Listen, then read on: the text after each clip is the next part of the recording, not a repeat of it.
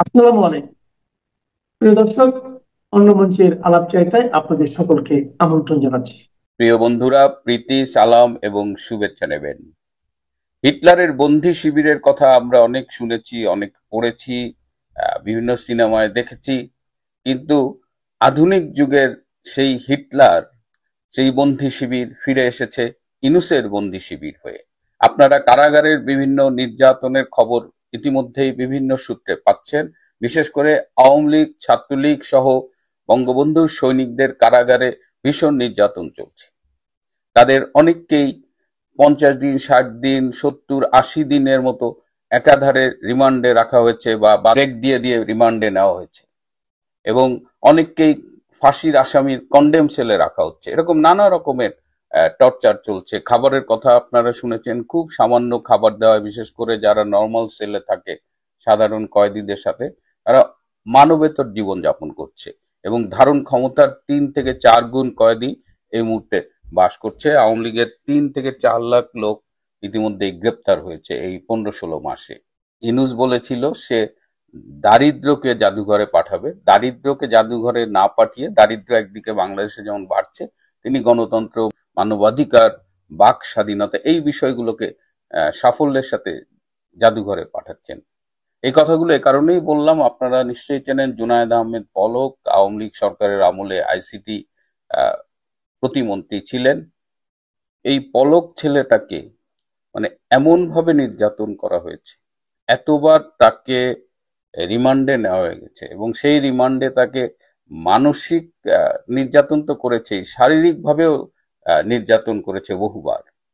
সম্প্রতি এই গত 27 তারিখ বৃহস্পতিবার জুনায়েদ আহমেদ পলক আদালতে এসেছিলেন একটি মামলায় হাজিরা দিতে, এবং সেখান থেকে ফিরে যাওয়ার পথে প্রিজন ভ্যানে এই যে জয় বাংলা স্লোগান দিয়েছেন, তিনি কারাগারে ফিরে যেয়ে শাস্তির মুখোমুখি হয়েছেন। 1 মাসের জন্য পরিবারের সকল সদস্যদের সাথে দেখা করা নিষিদ্ধ করা হয়েছে, এবং এই 1 মাস তিনি ফোনে পরিবারের সদস্যদের সাথে কথা বলতে পারবেন। আপনারা জানেন যে গত সরকারের আমল থেকেই কারাগারে থাকা বন্দীদের সাথে পরিবারের সদস্যদের কথা বলবার জন্য সপ্তাহে 10 মিনিট সময় দেওয়া হয়, if I am not wrong. তো পলকের জন্য এই দুটো একদম দুটো অধিকারই রহিত করা হয়েছে 1 মাসের জন্য। জয় বাংলা, স্বাধীনতা স্লোগান, মুক্তিযুদ্ধের স্লোগান, এই স্লোগান দিয়ে বাঙালি, আমাদের মুক্তিযোদ্ধারা বাংলাদেশকে স্বাধীন করেছিল, আর আজকে সেই স্লোগান দেওয়ার অপরাধে বাংলাদেশের একজন মন্ত্রী, তাকে শাস্তি পেতে হচ্ছে। ইতিহাস বারবার ফিরে আসে, কোনো কিছুই আমরা ভুলে যাব না। এই যে জয় বাংলা স্লোগান দেওয়ার জন্য যে অমানবিক অত্যাচার চলছে, সেই খুন, নির্যাতন, বন্দী করা সবই তো চলছে। এর একটা বিহিত আমাদের করতেই হবে। শেখ হাসিনার পুত্র সজীব ওয়াজেদ জয় আওয়ামী লীগ থেকে শেখ হাসিনাকে বহিষ্কার করার প্রচেষ্টা চলছে বলে একটি মারাত্মক অভিযোগ করেছেন। এই প্রচেষ্টার পিছনে কারা আছে এবং আওয়ামী লীগের অভ্যন্তরেই বা কারা এই প্রচেষ্টায় জড়িত, এবং ভারতে থাকা আওয়ামী লীগের নেতাদের এই বিষয়ে কি মত?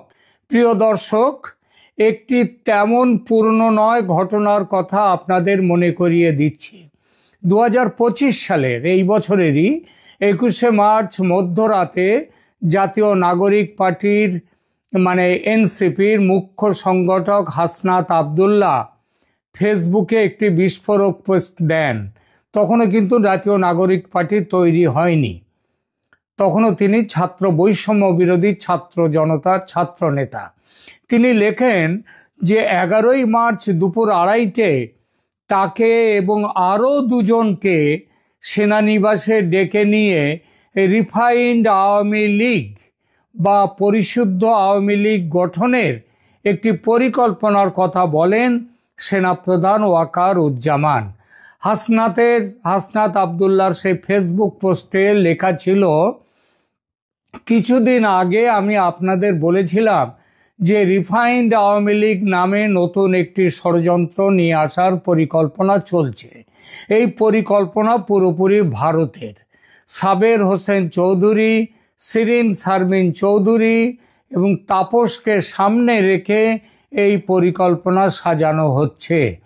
আমি সহ আরও দুজনের কাছে ক্যান্টনমেন্ট থেকে এই পরিকল্পনা উপস্থাপন করা হয় 11ই মার্চ দুপুর 2:30-টে।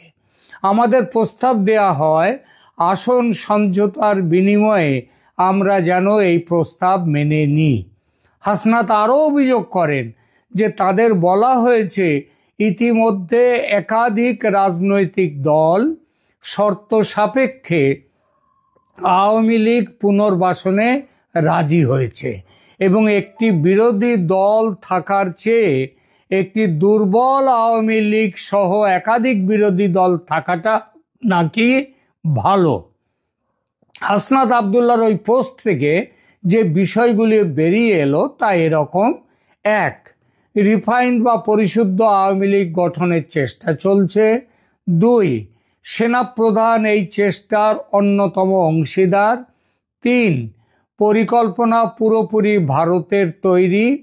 4, আওয়ামী লীগের যেসব নেতা বাংলাদেশে জেলখানার বাইরে আছেন তাদের কেউ কেউ এই পরিকল্পনার মধ্যে যুক্ত। এবং 5, বাংলাদেশের একাধিক রাজনৈতিক দল এই পরিকল্পনার অংশীদার। আমরা এই পয়েন্টগুলো নিয়ে আমাদের এখনকার আলোচনা করব। একটি পরিশুদ্ধ তথা দুর্বল আওয়ামী লীগ তৈরির পরিকল্পনা প্রকাশ্যে আসে সেই প্রথম। হাসনাত আবদুল্লাহর পোস্টের ঠিক 12 দিন পর 23শে মার্চ এনসিপির আর এক মুখ্য সংগঠক সার্জিস আলম ফেসবুকে নিজের বক্তব্য দেন, যেখানে তিনি হাসনাতের সঙ্গে কিছু ব্যাপারে সহমত পোষণ করেন, কিছু ব্যাপারে আংশিক দ্বিমত পোষণ করেন। সার্জিস তার পোস্টে লেখেন, যেভাবে এই কথাগুলো ফেসবুক স্ট্যাটাসের মাধ্যমে এসেছে এই প্রক্রিয়াটি আমার সমীচীন মনে হয়নি। এর ফলে পরবর্তীতে যে কোনো স্টেক হোল্ডারের সঙ্গে আমাদের গুরুত্বপূর্ণ আলোচনা আস্থার সংকটে পড়তে পারে। অর্থাৎ ভবিষ্যতে কেউ খবর বেরিয়ে যেতে পারে ভেবে এরকম আলোচনা আর নাও করতে পারে এদের সঙ্গে। তাহলে বোঝা যাচ্ছে যে এটা গোপন আলোচনা ছিল এবং সেটা সেনাপ্রধান সেই গোপন আলোচনাটা করেছেন। আরও লেখেন সার্জিস আলম, সেদিন সেনানিবাসে আমাদের ডেকে নেওয়া হয়নি, বরং আমরা নিজেরাই সাক্ষাতের উদ্যোগ নিয়েছিলাম। সেনাপ্রধানের বক্তব্যকে তিনি সরাসরি প্রস্তাব হিসেবে না দেখে অভিমত প্রকাশ হিসেবে দেখেন, মানে ওপিনিয়ন, এবং বলেন এই দুটি বিষয়ের মধ্যে পার্থক্য রয়েছে। তবে তিনি স্বীকার করেন যে সেদিন সেনাপ্রধান অনেকটা স্ট্রেট ফরওয়ার্ড এবং কনফিডেন্ট ভাষায় কথা বলেছিলেন। হাসনাতের পোস্টের পর সুইডেন ভিত্তিক নেত্র নিউজের কাছে প্রতিক্রিয়া জানায় সেনা সদর। 22শে মার্চ প্রকাশিত প্রতিবেদনে সেনা সদরের বিবৃতিতে কয়েকটি বিষয় স্পষ্ট করা হয়। সেনা সদর নিশ্চিত করেছে যে 11ই মার্চ সেনাপ্রধান জেনারেল ওয়াকার উজ্জামানের সঙ্গে বৈঠকটি হয়েছিল, তবে হাসনাত ও সার্জিসকে ডেকে নিয়ে যাওয়া হয়নি, বরং তারাই দীর্ঘদিন ধরে সেনাপ্রধানের সঙ্গে সৌজন্য সাক্ষাতের জন্য আগ্রহ প্রকাশ করেছিলেন। সেনা সদর হাসনাতের বক্তব্যকে সম্পূর্ণ রাজনৈতিক স্টান্টবাজি বই, অন্য কিছু নয়, এবং অত্যন্ত হাস্যকর ও অপরিপক্ক গল্পের সম্ভার বলে আখ্যা দেয়। তবে হাসনাত যে অপরিপক্ক গল্প বলেছিল তা নয়, হাসনাত যে মিথ্যে কথাও বলেননি, বরং অন্তত এই ব্যাপারে সত্যি কথা বলেছিলেন সেটা আজ প্রমাণিত। সজীব ওয়াজেদ জয় হাসনাত আবদুল্লাদের সঙ্গে বৈঠকের, সেনাপ্রধানের সেই বৈঠকের প্রায় 9 মাস পর অভিযোগটি নিয়ে প্রকাশ্যে এলেন 3 দিন আগে। কে? সজীব ওয়াজেদ জয়, শেখ হাসিনার পুত্র। তবে তিনি নতুন যে কথাটি বলেছেন সেটা হলো নেতৃত্ব পরিবর্তনের এই প্রচেষ্টা শুধু আওয়ামী লীগের ক্ষেত্রে নয়, চলছে বিএনপির ক্ষেত্রেও। সম্প্রতি বিবিসি বাংলাকে দেয়া একান্ত সাক্ষাৎকারে জয় আরও অভিযোগ করেছেন যে বাংলাদেশের বড় দুটি দল আওয়ামী লীগ ও বিএনপির নেতৃত্বে পরিবর্তন আনতে একটি অগণতান্ত্রিক তৎপরতা চলছে। তিনি বলেন, দুই দলেরই নেতৃত্ব পরিবর্তন করার ওপর বিদেশ থেকে একটা খেলা চলছে। রিফাইন্ড আওয়ামী লীগের ধারণা সম্পর্কে জয় জানান, দলের নেতৃত্ব থেকে শেখ হাসিনাকে বাদ দিয়ে এবং তার ঘনিষ্ঠ নেতাদের সরিয়ে একটি রিফাইন্ড বা পরিশুদ্ধ আওয়ামী লীগ গঠনের পরিকল্পনা এগিয়ে নিয়ে যাওয়া হচ্ছে। এই প্রক্রিয়াকে তিনি 2006-2007 সালের 1/11 সেনা সমর্থিত তত্ত্বাবধায়ক সরকারের সময়ের প্রচেষ্টার সঙ্গে তুলনা করেছেন। তখনও একই ধরনের উদ্যোগ নেওয়া হয়েছিল, কিন্তু ব্যর্থ হয়। সজীব ওয়াজেদ জয় প্রশ্ন তুলেছেন, বিদেশি কয়েকটি দেশ, বিদেশি কয়েকটি শক্তি আর আমাদের সুশীল সমাজের কয়েকজন মিলে নির্ধারণ করবে যে কে প্রধানমন্ত্রী হলে রিফাইন্ড হবে, কে নেতা হলে রিফাইন্ড হবে।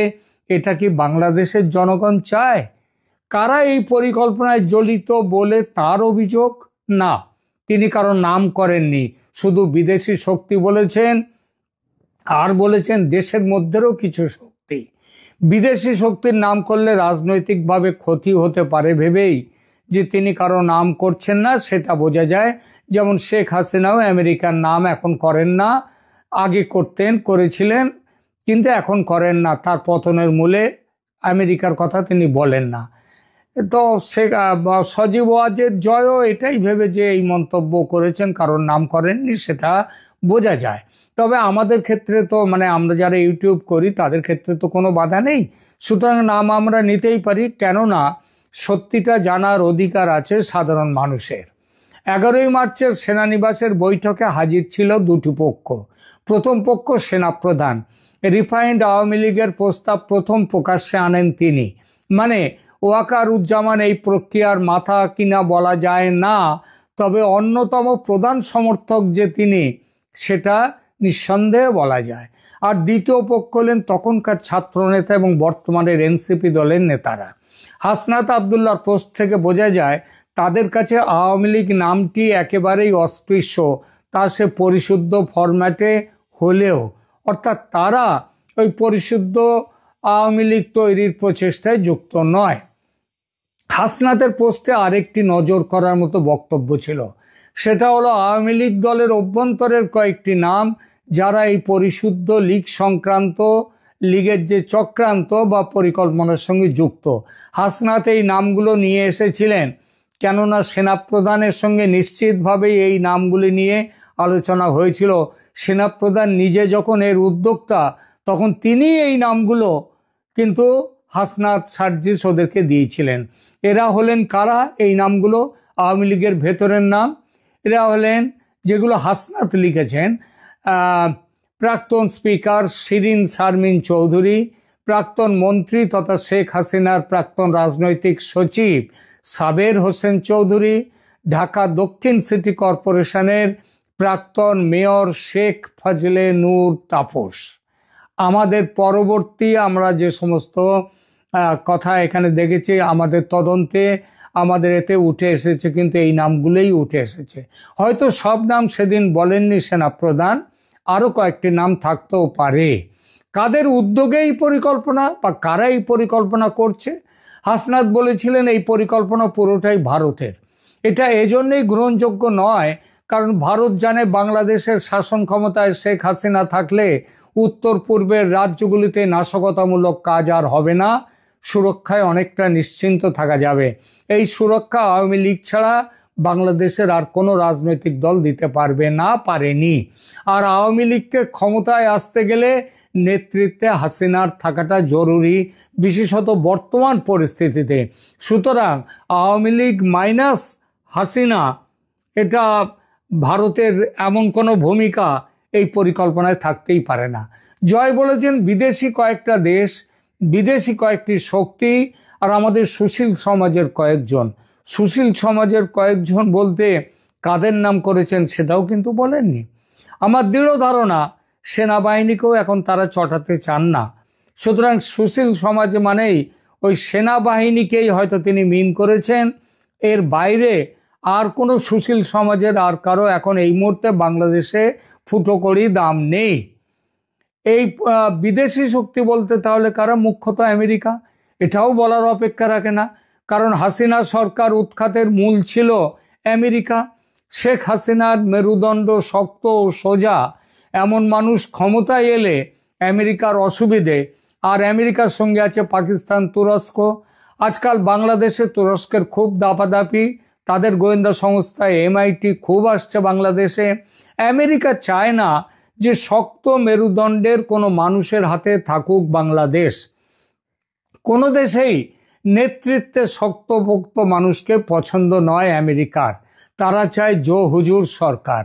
এই জন্যই 2024-এর নির্বাচনে মোদিকে হারাতেও উঠে পড়ে লেগেছিল আমেরিকা, পারেনি।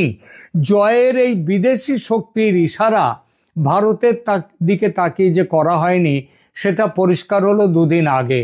কাতারের দোহায় বাংলাদেশ ভারত আমেরিকার বৈঠকেও আমেরিকা দিয়েছিল হাসিনাকে বাদ দিয়ে পরিশুদ্ধ আওয়ামী লীগ গঠন করে তাদের নির্বাচনে অংশ নিতে দেওয়ার প্রস্তাব, এটা আমেরিকা দিয়েছিল। ভারতের প্রতিনিধি এর এত ঘোর বিরোধ জানান এবং ভারতের বিরোধিতায় সে প্রস্তাব চূড়ান্ত হয়নি শেষ পর্যন্ত। এবার আবার একটু ফিরে হাসনাত আবদুল্লাহ 9 মাস আগে করা সেই পোস্টে তিনি লিখেছিলেন, বাংলাদেশের একাধিক রাজনৈতিক দল এই রিফাইন্ড আওয়ামী লীগ প্রস্তাবের পক্ষে। আওয়ামী লীগের জোটে যে দলগুলি আছে তাদের মধ্যে কারো কারো এই পরিকল্পনায় অংশ থাকতেই পারে, কেননা তাদের বাজার এখন ভালো যাচ্ছে না, ক্ষমতার বৃত্ত থেকে দূরে আছেন, এখন চাইছেন যেভাবেই হোক ক্ষমতার কাছাকাছি ফিরতে। কিন্তু তাদের চেয়েও এই ব্যাপারে বিশেষ স্বার্থ জামায়াতে ইসলামীর। ইউনূস সরকারের মূল চাবিকাঠি জামাতের হাতে, দেশ চালাচ্ছে তারাই। তবু তারা জানে মানুষ এখনো তাদের সেভাবে আপন করেনি যেভাবে একক শক্তির জোরে তারা রাজপাট দখল করতে পারবে। তাই তারা আওয়ামী লীগ দলের মূল চালিকা শক্তি শেখ হাসিনাকে দল থেকে সরিয়ে দিতে চায়। হাসিনাবিহীন দল হবে মাঝদারিয়ায় মাঝি ছাড়া নৌকো, তারা ছিটকে যাবে লড়াইয়ের ময়দান থেকে। এই একই কারণে জামাত চায় বিএনপির নেতৃত্ব পরিবর্তন। তারেক রহমান দেশে ফিরছেন না এবং লিখে নিন তিনি ফিরবেন না। ফিরলে তার অনেক কিছু হয়ে যেতে পারে। দেশে তার অনেক শত্রু। শোনা যাচ্ছে তারেক রহমান ভারতের কাছে চেয়েছেন যে দেশে ফিরলে তাকে রক্ষা করবার জন্য ভারত তার ক্ষমতা প্রয়োগ করুক। তাহলে বুঝতেই পারছেন দেশে তার অনেক শত্রু, যার জন্য তারেক রহমান ভারতের কাছে কি বলবো তার সুরক্ষা চাইছেন। সে আলোচনা নয় এখানে, পরে অন্য কোনো দিন অন্য কোনো ভিডিওতে করা যাবে। যেটা বলছিলাম, তারেক ফিরতে পারছেন না। এদিকে ম্যাডাম খালেদা জিয়া ভয়ানক অসুস্থ, ঈশ্বর তাকে বাঁচিয়ে রাখুন। কিন্তু যদি চরম কিছু হয়ে যায় তার, বিএনপি দলও তখন মাঝিবিহীন হাল ভাঙা পাল ছেঁড়া মাঝদরিয়ায় ভেসে থাকা নৌকোর মতো হয়ে যাবে।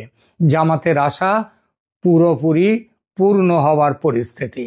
আওয়ামী লীগের বক্তব্য নিয়ে দু কথা। এবার 3 দিন আগে কলকাতায় আওয়ামী লীগের সেন্ট্রাল কমিটির বৈঠক হলো। এই বৈঠকে উপস্থিত ছিলেন এমন একজন আমাকে ব্যক্তিগতভাবে জানালেন, বিষয়টি উঠেছিল বৈঠকে, একটুখানির জন্যে কেউ গুরুত্ব দেননি। আওয়ামী লীগের বর্তমান নেতৃত্ব এই প্রয়াসকে প্রতারণা ও দলকে ধ্বংস করার চক্রান্ত বলে আখ্যা দিয়েছে। কলকাতায় আত্মগোপনে থাকা আওয়ামী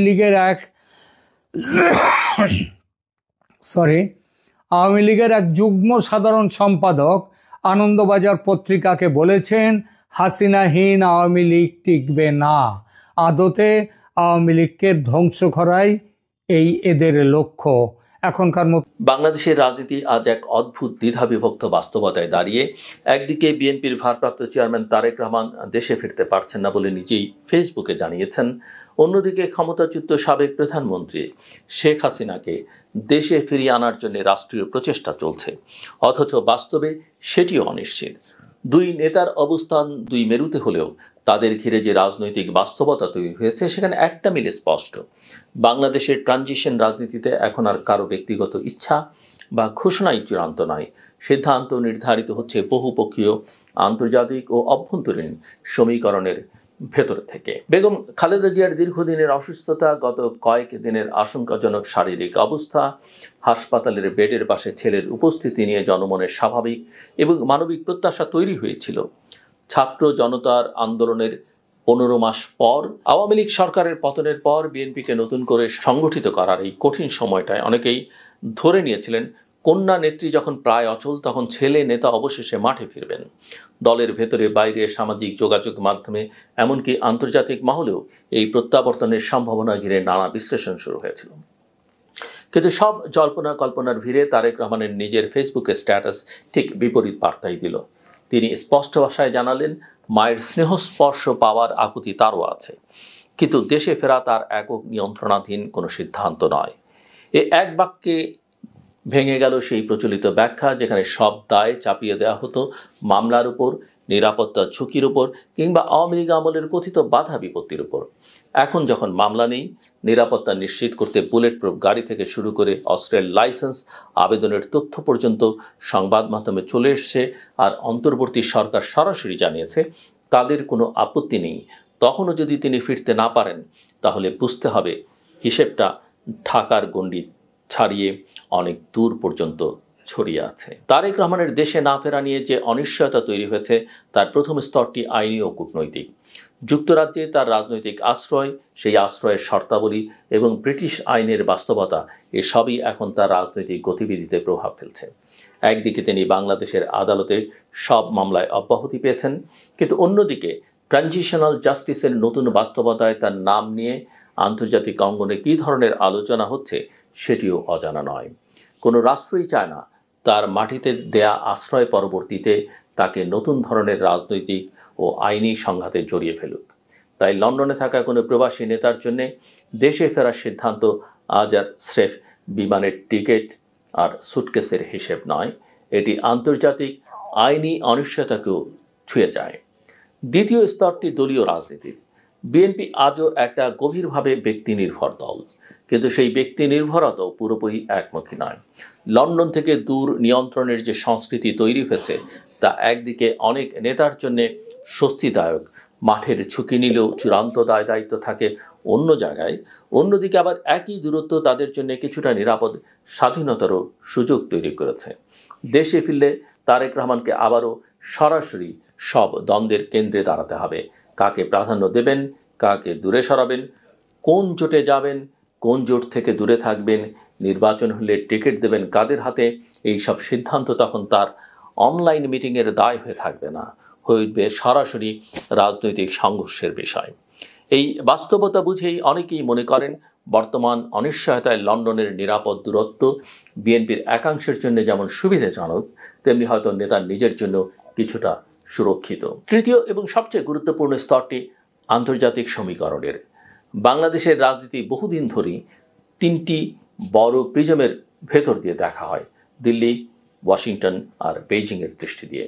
সাম্প্রতিক মাসগুলোতে কাতারকে যুক্ত করে এই সমীকরণ আরও জটিল হয়েছে।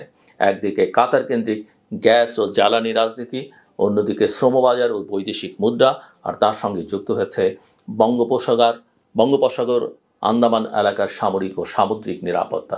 সব মিলিয়ে বাংলাদেশ এখন মধ্যপ্রাচ্য ও ইন্দো প্যাসিফিক রাজনীতির মাঝখানে এক ধরনের কি স্টেট।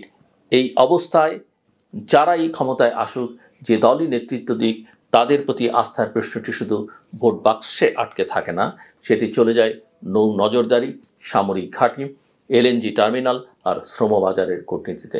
এমন বাস্তবতায় দিল্লি, ওয়াশিংটন, গালফ, এই ত্রিমাত্রিক অক্ষের মধ্যে যদি কারো নেতৃত্বকে ঝুঁকিপূর্ণ হিসেবে দেখা হয় কিংবা ধরে নেওয়া হয় যে তার প্রত্যাবর্তন নতুন অনিশ্চয়তার জন্ম দেবে, তাহলে তার পথে অদৃশ্য অনেক বাধা তৈরি হতে পারে, যা কখনোই আনুষ্ঠানিক বিবৃতি হয়ে প্রকাশ পায় না। এই জায়গায় এসে শেখ হাসিনার ইস্যুটি এক অদ্ভুত আয়রনি তৈরি করে। একদিকে ঢাকায় ট্রাইব্যুনাল মানবতা বিরোধী অপরাধে তার মৃত্যুদণ্ড দিয়েছে, দুর্নীতির মামলাতেও সাজা হয়েছে, সরকার একের পর এক নোট ভার্বাল পাঠিয়ে দিল্লির দরজায় কড়া নাড়ছে। অন্যদিকে দিল্লি খুব হিসেবে নীরবতা বজায় রেখে বলছে তারা সবকিছু আইনি প্রক্রিয়ার আলোকে অধ্যয়ন করছে। আন্তর্জাতিক রাজনীতির ভাষায় এর মানে খুব স্পষ্ট, ভারত নিজের কূটনৈতিক ও নিরাপত্তাজনিত স্বার্থের বিচারে কোনো তাড়াহুড়া করতে চায় না। তাদের কাছে শেখ হাসিনা শুধু একজন সাবেক প্রধানমন্ত্রী নন, তিনি একজন পুরনো মিত্র, যিনি দীর্ঘদিন ভারত বিরোধী জঙ্গি দমন থেকে শুরু করে আঞ্চলিক নিরাপত্তা স্থিতিশীল রাখতে গুরুত্বপূর্ণ ভূমিকা রেখেছেন। এই সম্পর্ককে একদিনে রাজনৈতিক সুবিধার খাতায় মুছে ফেলা সহজ নয়। তারেক রহমান যখন বলেন সিদ্ধান্ত তার একার নয়, আর একই সময়ে শেখ হাসিনাকে ফিরিয়ে আনতে বাংলাদেশের সব আইনগত চুক্তি ও কূটনৈতিক উদ্যোগ অচল অবস্থায় আটকে যায়, তখন বোঝা যায় দুই মেরুর দুই নেতার ভাগ্য আসলে একই বৃহত্তর কাঠামোর ভেতর বন্দী। একদিকে ট্রানজিশন সরকার বলছে দেশে ফেরার পথে কোনো বাধা নেই, অন্যদিকে কোনো প্রভাবশালী রাষ্ট্র হয়তো মনে মনে হিসেব করছে এখনই কি সময় নাকি আরও অপেক্ষা করা উচিত। একদিকে বাংলাদেশের অনেক মানুষ ন্যায় বিচারের প্রতীক হিসেবে হাসিনার প্রত্যর্পণ দেখতে চাচ্ছেন, অন্যদিকে ভারতের কাছে বিশ্বস্ত মিত্রকে মৃত্যুদণ্ডের মুখে ঠেলে দেয়া ভবিষ্যতের কূটনৈতিক বার্তার ঝুঁকি তৈরি করছে। এই দ্বৈত বাস্তবতার মাঝখানে বাংলাদেশের গণতন্ত্র এবং সার্বভৌমত্বের প্রশ্ন নতুন করে সামনে আসে। আমরা দেখতে পাই কারো দেশে আসা বা না আসা, কারো দেশে ফেরত আসা বা না আসা, সবকিছুই শেষতক নির্ভর করে সেই বহির্বিশ্বের খেলোয়াড়দের উপর, যাদের কাছে বাংলাদেশ মূলত ভূকৌশলগত হিসেবের একটি গুটি। বঙ্গোপসাগরের নৌ করিডোর, কাতারের এলএনজি, দক্ষিণ এশিয়ার শ্রমবাজারের ভারসাম্য, চীনকে ঠেকানোর ইন্দো প্যাসিফিক কৌশল, সবকিছুর ভেতর দিয়ে বাংলাদেশের অভ্যন্তরীণ রাজনীতির ভবিষ্যৎ নির্ধারিত হচ্ছে। আর আমরা ভেতরে বসে প্রশ্ন করছি কে আগে ফিরবে, কে আদৌ ফিরবে কিনা। এখানে একটি নৈতিক ও মনস্তাত্ত্বিক মাত্রা আছে। অসুস্থ মায়ের শয্যার পাশে ছেলের অনুপস্থিতি মানুষের আবেগকে নাড়া দেয়, আবার বহু বছরের স্বৈরতান্ত্রিক শাসনের পর এক ক্ষমতাশালী নেত্রীর বিচারের রায় অনেকের কাছে ন্যায় বিচারের স্বস্তি এনে দেয়। কিন্তু আবেগের দুই প্রান্তের মাঝের ঠান্ডা রাজনৈতিক অঙ্কটা একই থাকে। কেউ যখন বলেন তার সিদ্ধান্তের ক্ষমতা তার হাতে নেই, আরেকজন যখন আন্তর্জাতিক সুরক্ষার ছাতার নিচে নির্বাসিত জীবন কাটান, তখন বোঝা যায় রাষ্ট্রগুলো যতই সার্বভৌমত্বের কথা বলুক, বাস্তবে শক্তির ভারসাম্যই শেষ কথা বলে।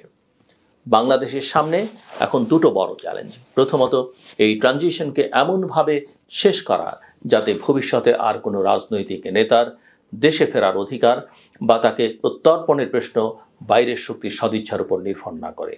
দ্বিতীয়ত, অভ্যন্তরীণ প্রতিষ্ঠানগুলোকে এমন শক্ত ভিত্তির উপর দাঁড় করানো যেখানে বিচার, নির্বাচন, ক্ষমতার পালা বদল, এই সব কিছুই নীতি ও নিয়মে নির্ভরশীল হয়, ব্যক্তির প্রতি ভালোবাসা বা ঘৃণায় নয়। তারেকের প্রত্যাবর্তন হোক বা হাসিনার প্রত্যর্পণ, এগুলো যে কেবল ব্যক্তিগত ট্র্যাজেডি বা পারিবারিক সিদ্ধান্ত নয় তা এখন স্পষ্ট। এগুলো বাংলাদেশের রাষ্ট্রীয় স্বাধীনতা, কূটনৈতিক অবস্থান ও গণতান্ত্রিক ভবিষ্যতের জন্য বড় পরীক্ষার নাম।